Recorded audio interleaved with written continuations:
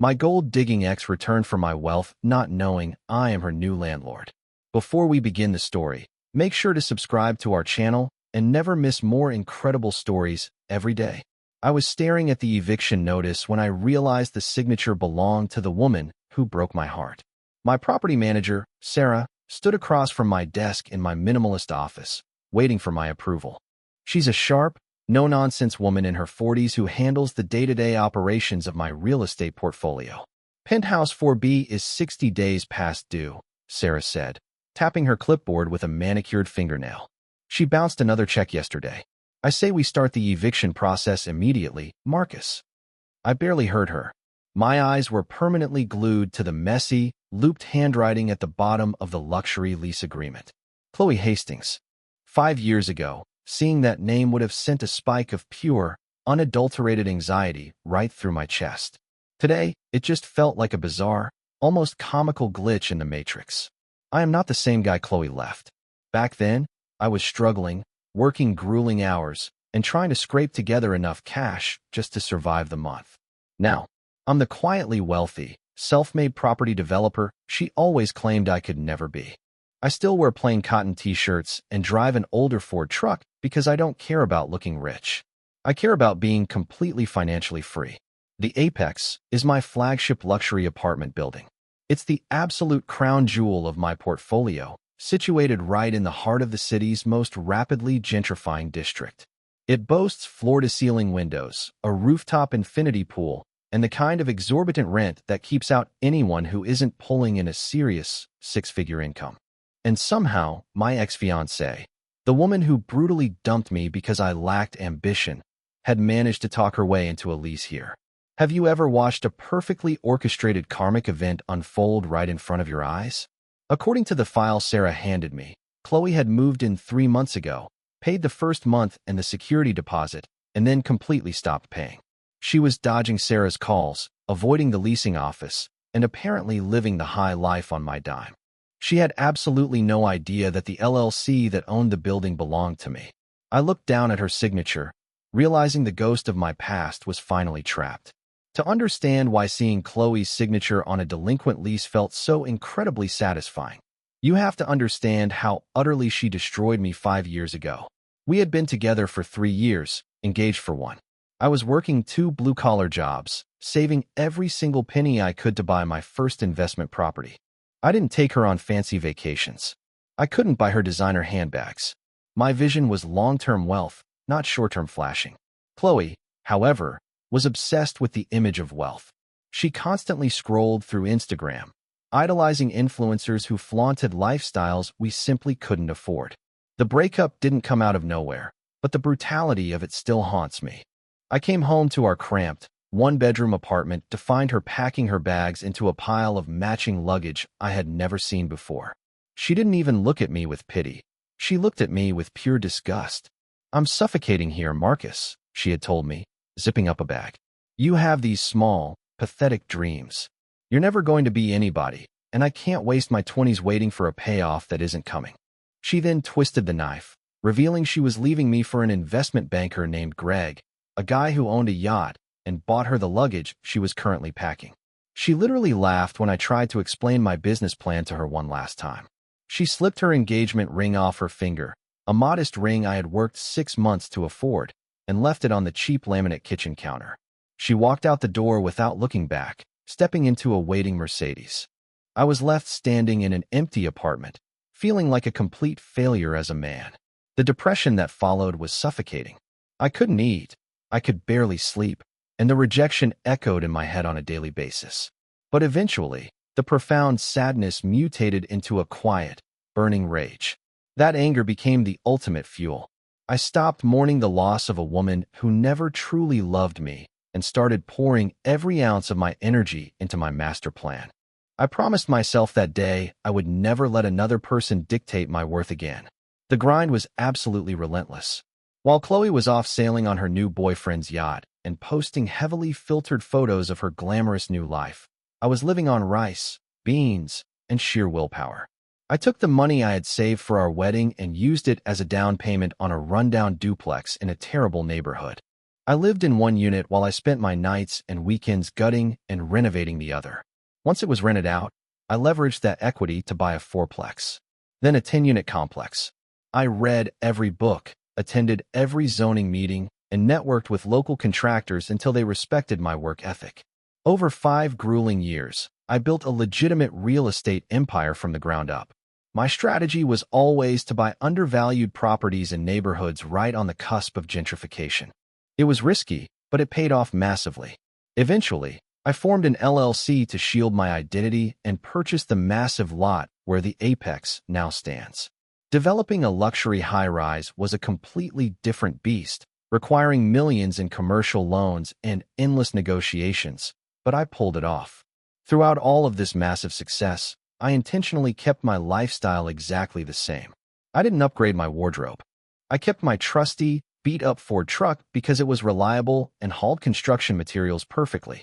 I completely deleted all my social media accounts. If you Googled my name, you would find absolutely nothing to indicate that I was a multi-millionaire property developer. I had learned the hardest way possible that when people think you have money, they look at you differently. They start wanting things from you. They calculate what you can provide for them rather than valuing who you are as a human being. I wanted to be invisible to the gold diggers and the opportunists of the world. I found immense peace in walking into a crowded room knowing I was the wealthiest guy there, while everyone else assumed I was just the maintenance man. My empire was entirely invisible to the outside world, which was exactly how I wanted it. Everything changed on a completely random Tuesday afternoon. I was sitting at the desk in my private office, carefully going over some complex architectural blueprints for a new commercial development, when my personal cell phone suddenly buzzed. It was a direct message on an old Facebook account I hadn't actively checked in over 2 years, an account I only kept active to monitor local community groups for potential real estate leads. The name blinking on the screen notification made my blood run instantly cold. Chloe Hastings. The message was maddeningly simple, consisting of just 3 words and a single, casual emoji. Thinking of you. I sat back and stared at the glowing screen for a solid 5 minutes, trying to fully process the sheer audacity of it. 5 years of absolute, unbroken silence. 5 years of me meticulously building my life back from the ground up after she completely shattered it. Why reach out now? I didn't reply immediately. Instead, I let my natural paranoia and deeply analytical mind take over. Have you ever noticed how the most toxic people from your past always seem to miraculously reappear the exact moment their own lives start falling apart? It's a terrifying sixth sense they possess. I looked at the digital timestamp of her incoming message. It had been officially sent exactly 3 days ago. I quickly pulled up the physical tenant file Sarah had handed me earlier that morning for Penthouse 4B. The timeline was undeniably, perfectly synced. Chloe had officially moved into my flagship luxury building exactly 3 months ago. She paid her initial move-in costs, enjoyed the luxurious amenities, and then immediately started defaulting on her monthly rent payments. And right around the exact time the leasing office started putting severe legal pressure on her to pay up or face the consequences, she miraculously decided to reach out to her poor, unambitious ex-fiancé. She must have heard a rumor through the grapevine. Maybe an old mutual friend mentioned that I was doing well for myself, though nobody truly knew the full extent of my wealth. Regardless of how she found out, her sudden reappearance was not a coincidence. It was a highly calculated move born out of pure desperation. She was circling back, and I was exactly the prey she was hoping to catch. I called Sarah right back into my office to get the full, unvarnished story on the tenant residing in Penthouse 4B. Sarah sat down, her posture rigid and entirely professional. Look, Marcus, this specific tenant is a complete administrative nightmare, Sarah began, quickly pulling up Chloe's digital file on her tablet. She signed a standard 12-month lease at $6,000 a month. Her credit check was borderline acceptable, but she provided official bank statements showing significant cash reserves and a glowing letter of employment from a boutique public relations firm. We took a slight risk, but she paid the first month and the massive security deposit in certified funds without blinking an eye. I leaned forward, resting my elbows heavily on the wooden desk. And then what happened, Sarah? Then, the rent checks immediately started bouncing, Sarah replied, her voice laced with obvious, deep frustration. Her second month's rent check was returned by the bank for insufficient funds. When we directly contacted her, she claimed it was a simple, embarrassing banking error and promised to wire the money immediately. The wire transfer never arrived. We've sent her all the standard legal notices, we've called her emergency contacts, and we've even knocked on her door. She is actively and aggressively dodging us. But the truly crazy part is, she's always physically in the building. The concierge sees her coming and going every single day, usually carrying expensive shopping bags or parading around the front lobby taking pictures for her Instagram account. She acts like she legally owns the damn place. Marcus. Legally speaking, we are completely within our rights to post a 3-day pay or quit notice right now. If she doesn't cough up the $12,000 she currently owes, we begin the formal eviction process through the county court system. I listened quietly, absorbing the information. Chloe was running a classic, desperate scam. She used whatever cash she had left from her wealthy ex-boyfriend to get past the initial gatekeeping of a luxury building. Now, she was squatting, using the high-end address to maintain her illusion of wealth and status online while frantically searching for a new source of income. A new source of income that she clearly hoped would be me. I smiled at Sarah and told her to hold off on serving the eviction papers. I finally responded to Chloe's direct message much later that evening. I kept it extremely brief, casual, and completely devoid of any real emotion. Long time no see. Hope you're doing well. It took her less than 60 seconds to reply to me. She instantly suggested we grab coffee to catch up on old times, acting as if she hadn't completely destroyed my life half a decade ago. I agreed, strategically suggesting a quaint, moderately priced coffee shop downtown, far away from the towering shadow of the apex. When I walked into the busy cafe the next day, wearing my standard faded blue jeans and a plain gray cotton t-shirt, she was already sitting at a corner table waiting for me. She looked exactly the same, yet somehow much more frantic and desperate. She was dripping in flashy designer logos, a thick Gucci belt, a massive Prada handbag resting conspicuously on the small table, and oversized designer sunglasses pushed up into her highlighted hair. It was an absolute masterclass in trying entirely too hard to project wealth. I sat down, and she immediately launched into her rehearsed performance. "Marcus, oh my God, you look exactly the same," she cooed loudly, reaching out across the table to touch my forearm. I subtly pulled my arm back, taking a slow sip of my black coffee. "You look very well, Chloe. How is Greg and the yacht?" I asked, watching her face incredibly carefully. A brief, terrifying flash of genuine panic crossed her eyes before she smoothly covered it over with a practiced, melancholic smile. "Oh, Greg and I ended things a while ago. We just wanted very different things in life. I finally realized I needed a man with real substance, not just shallow flash.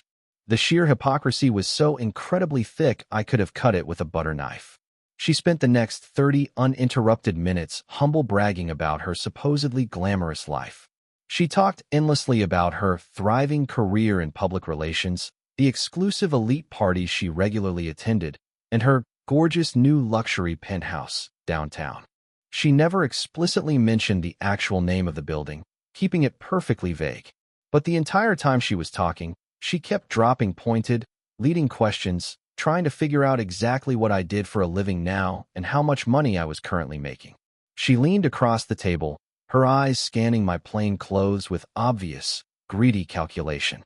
After our very illuminating coffee date concluded, my curiosity shifted into full, relentless investigative mode.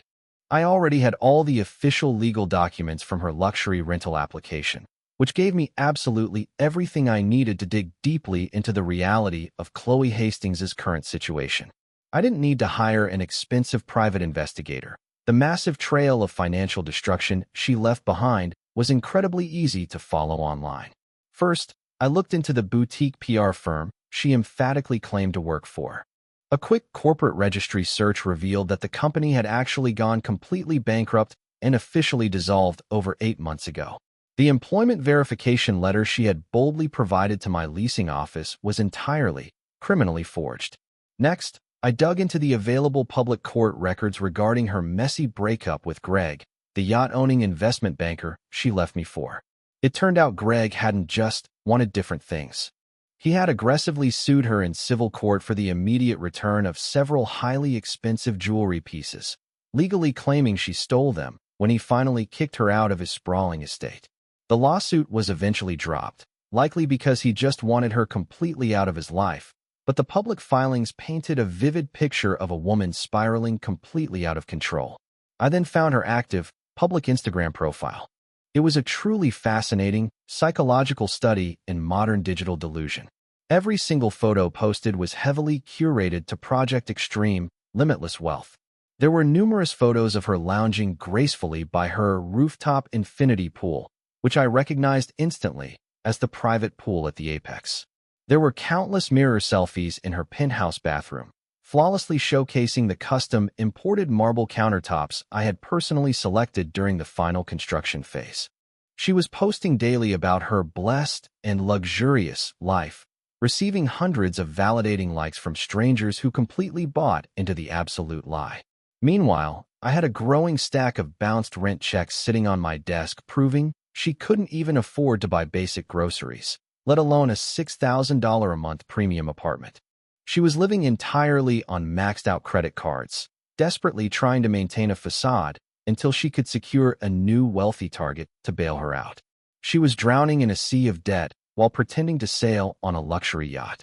The twisted cat-and-mouse game continued exactly 3 days later when Chloe confidently invited me to dinner.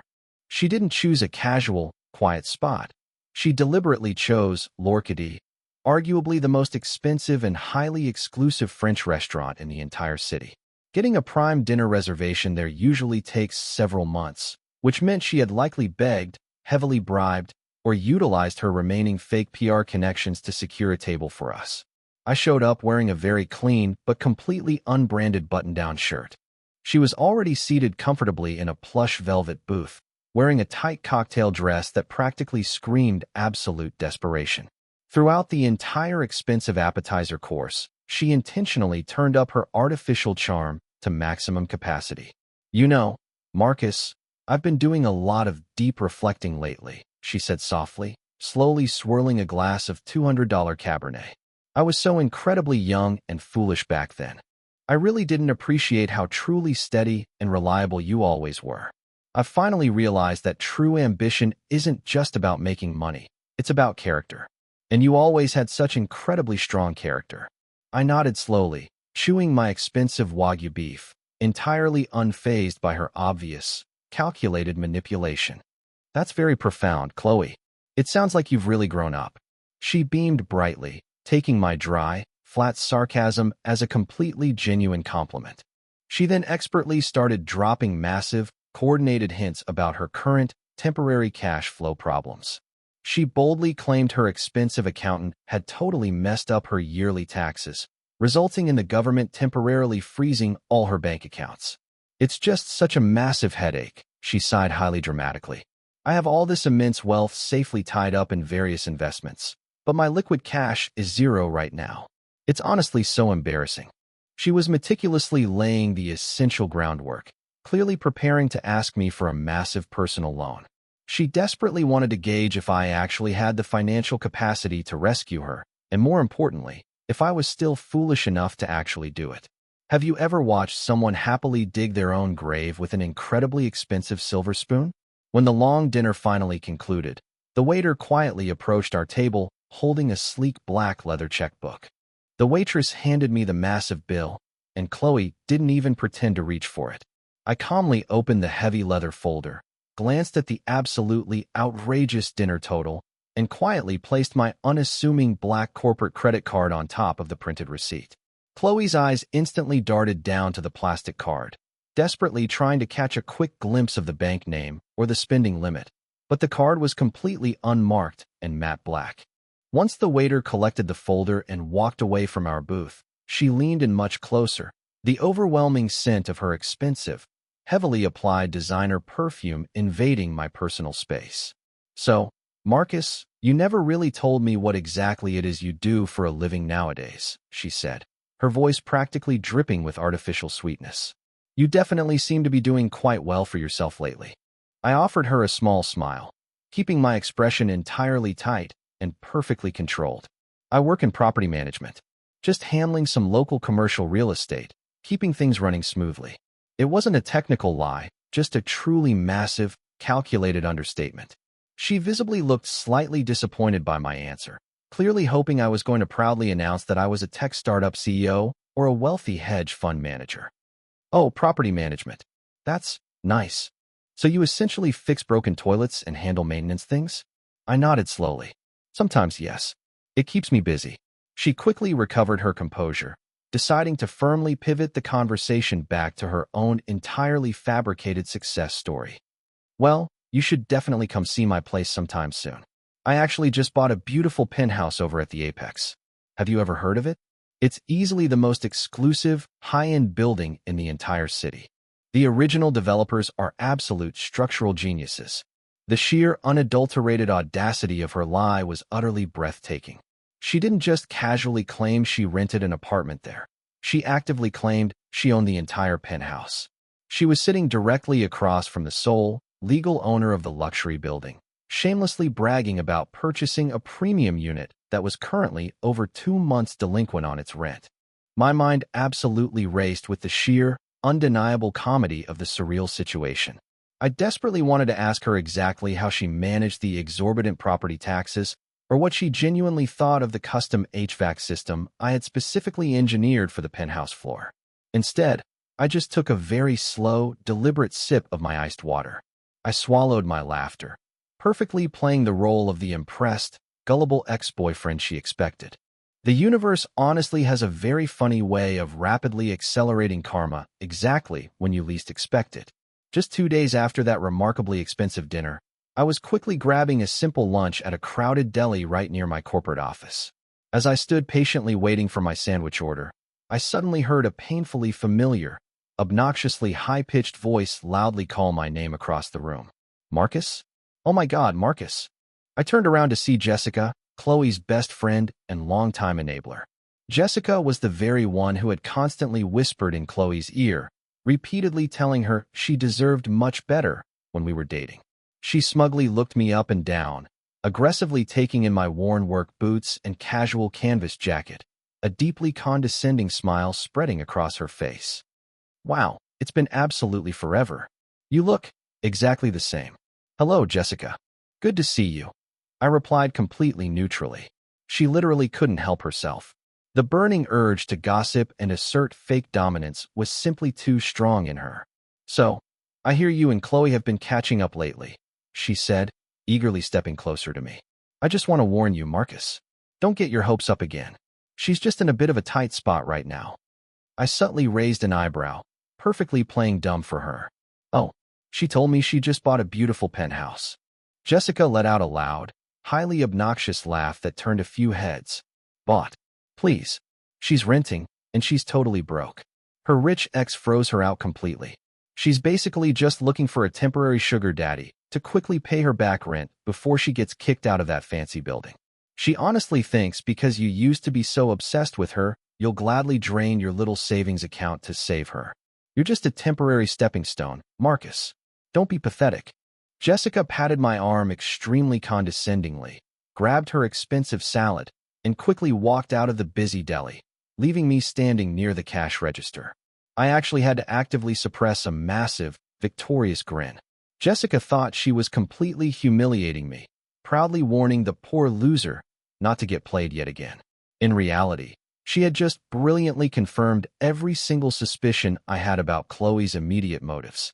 Jessica had just handed me the final, damning piece of the puzzle without even realizing it. With Jessica's loud, highly condescending confirmation still vividly ringing in my ears, I decided it was finally time to actively spring the trap.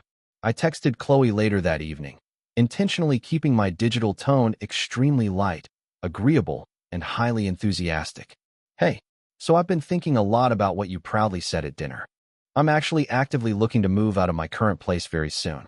I would absolutely love to get a personal tour of the Apex. Since you live right there, maybe you could show me around your amazing penthouse tomorrow afternoon? I really want to see what true luxury living looks like. The response did not come immediately. I could so vividly imagine her sitting alone in her illegally occupied apartment, staring blindly at her glowing phone screen in absolute, unadulterated panic. She couldn't easily say no to me without looking incredibly suspicious, but she also couldn't possibly risk bringing me directly into the secured building. The lobby concierge knew she was severely delinquent. The aggressive leasing agents were actively hunting her down daily. If she confidently walked through the main lobby with a guest, she risked a very public, highly humiliating confrontation with the property management staff right in front of her potential sugar daddy. Nearly an entire hour later, my phone finally buzzed with a response. I would truly love to, Marcus. But my place is an absolute total mess right now, undergoing some major custom renovations. And the building has very strict security rules about guests during construction phases. Maybe we can just meet at the park instead? It was a deeply pathetic, completely transparent lie. There were 0 renovations currently happening in Penthouse 4B. I didn't let her off the hook that easily. That's totally fine, Chloe. I honestly don't mind a mess at all. I'm used to active construction sites anyway. I'll just meet you right in the main lobby at 2 p.m. Can't wait. I locked my phone screen and casually tossed it onto my wooden desk, genuinely enjoying the immense, suffocating psychological pressure I was currently applying. She had spent years intentionally making me feel completely worthless, manipulating my raw emotions purely for her own massive ego. Now, she was trapped tightly in a cage entirely of her own making, desperately trying to keep the walls from closing in on her fake life. Her face drained of all color as she desperately tried to formulate a believable excuse. The next morning, the legal timeline officially expired. Sarah walked into my private office with a severe expression on her usually stoic face. "Marcus, we've finally hit the absolute legal limit," she said, dropping a thick, heavy manila folder onto my desk. Penthouse 4B is now exactly 72 days delinquent. The total amount owed, including all late fees and breach of contract penalties, is exactly $14,500. I have the formal 3-day pay or quit eviction notice drafted, officially notarized, and ready to go. If she doesn't hand us a certified cashier's check by this coming Friday at 5 p.m. sharp, the county sheriff will physically remove her belongings from the premises. I looked at the stark legal document resting quietly on my desk. It was composed of standard, dry boilerplate language, but it carried the absolute, undeniable weight of reality. This wasn't just a fun psychological game anymore. This was the catastrophic, unavoidable collapse of Chloe's carefully constructed illusion of wealth. "Excellent work, Sarah," I said, sliding the thick folder across the desk toward me. "Do you want me to have the building security team posted on her door, or should I have one of the agents serve her personally in the lobby?" Sarah asked, her pen hovering over her clipboard. "Neither," I replied, picking up the document and inspecting the stamp. "I will handle the delivery of this specific legal notice myself." Sarah looked visibly confused but nodded professionally, knowing better than to question my specific operational directives regarding my own properties. I knew exactly what was going to happen next. Chloe was completely, hopelessly cornered. She couldn't let me come to the building for a casual apartment tour, and she was out of time to find another wealthy mark to pay her massive debts. The immense financial desperation was about to peak, and she was going to have to play her final, most pathetic card. I didn't have to wait long for the inevitable explosion. Less than 2 hours after Sarah left my office, my cell phone began to ring frantically. It was Chloe, and she was crying hysterically into the receiver. I folded the legal documents into my jacket pocket, ready to finally end this charade. I answered the phone, keeping my voice completely calm. "Chloe, what's wrong?" Over the line, she was sobbing, a chaotic mix of genuine panic and highly calculated theatrical performance. "Marcus, I'm so sorry. I'm in so much trouble," she gasped out, her breath hitching. "I didn't want to tell you this because I was so incredibly embarrassed. The penthouse. I don't actually own it. I just rent it. And my accountant completely screwed me over, and now my bank accounts are totally frozen." She took a ragged breath, fully committing to the dramatic performance. "My landlord is a total slumlord, Marcus. He's an absolute monster. He's a faceless corporate billionaire who doesn't care about normal people. He's threatening to throw me out on the street today if I don't pay him $15,000 immediately. I have nowhere else to go. You're the only person I trust in this entire city. Please, Marcus, can you loan me the money? I swear on my life I'll pay you back next month with interest. Please save me." I listened to her desperately beg, feeling absolutely nothing. 5 years ago, I would have drained my meager savings, taken out a high-interest payday loan, and sold my truck just to wipe away her tears. I would have set myself on fire to keep her warm, and she would have complained about the smoke. But today, standing in my private office overlooking the city I was helping to rebuild, I just felt a profound sense of closure. She was calling me a monster while simultaneously begging me for salvation. "Chloe, calm down," I said, injecting just enough fake sympathy into my voice to keep her firmly on the hook. "It's going to be okay. Don't panic. Where are you right now?" "I'm hiding in the lobby of my building," she whimpered pitifully. "The leasing agents are looking for me. I'm so scared, Marcus." I grabbed my keys from the desk. I told her I would meet her downstairs in 15 minutes to solve all her problems. I walked out of my office, took the private executive elevator down to the ground floor, and stepped into the grand lobby of the Apex. It was a beautiful space, featuring imported Italian marble floors, a massive custom chandelier, and a highly attentive concierge desk. Chloe was sitting on a velvet sofa in the far corner, looking like a cornered, desperate animal. She was wearing oversized designer sunglasses indoors, nervously biting her manicured nails. When she saw me approach, she practically leaped off the couch, rushing toward me with her arms outstretched. "Marcus! Oh, thank God you're here," she cried, clinging to my plain cotton t-shirt. "Did you bring the check? We have to go to the leasing office right now before they lock me out." I gently but firmly peeled her hands off my chest, taking a deliberate step back. I reached into the inside pocket of my jacket. "I didn't bring a check, Chloe." Her face instantly dropped. The fake tears stopped flowing, replaced by a flash of genuine, ugly anger. "What? Why not?" "Marcus, I told you it's a massive emergency. My landlord is going to totally ruin my life." "I know," I said, my voice dangerously calm and completely flat. "I brought this instead." I pulled the folded legal document from my pocket and handed it directly to her. She snatched it eagerly, assuming it was a cashier's check or a bank draft. Instead, she found herself staring at the formal, notarized 3-day pay-or-quit eviction notice. She scanned the document, her eyes darting across the heavy legal jargon until she reached the signature line at the very bottom of the page. "I don't understand," she whispered, her voice trembling with confusion. "What is this? Why does it have your name on it?" I leaned in slightly, making sure my words were perfectly clear. "Because I am the faceless corporate billionaire monster, Chloe. I own this entire building, and you are 72 days late on your rent." The realization hit her like a freight train, shattering her fake world into a million pieces. The absolute silence that followed was deafening. Chloe literally stopped breathing for a few seconds. The color entirely drained from her perfectly contoured face, leaving her looking completely hollow and terrified. She looked frantically from the eviction notice in her trembling hands to my totally impassive face, desperately searching for a punchline that wasn't coming. You own the Apex?" she stammered, her voice barely a pathetic whisper. "But you were wearing a cheap t-shirt. You drive an old truck." "Wealth isn't about what you wear, Chloe. It's about what you build," I replied calmly, crossing my arms. "You wanted a man with money, but you were entirely too impatient to watch him build it. Now, you have exactly 3 days to vacate my property before the county sheriff escorts you out in handcuffs." She tried to speak, to formulate some kind of apology or defense, but the sheer humiliation of the moment had completely broken her. She had spent the last 2 weeks trying to manipulate the very man who literally held the keys to her entire fake existence. Without another word, she turned and practically ran toward the elevators, covering her face in absolute shame. She moved out in the middle of the night 2 days later, leaving the apartment keys on the marble kitchen counter, exactly like she had left my engagement ring 5 years ago. I didn't sue her for the back rent. I considered the money a very worthwhile investment in my own peace of mind.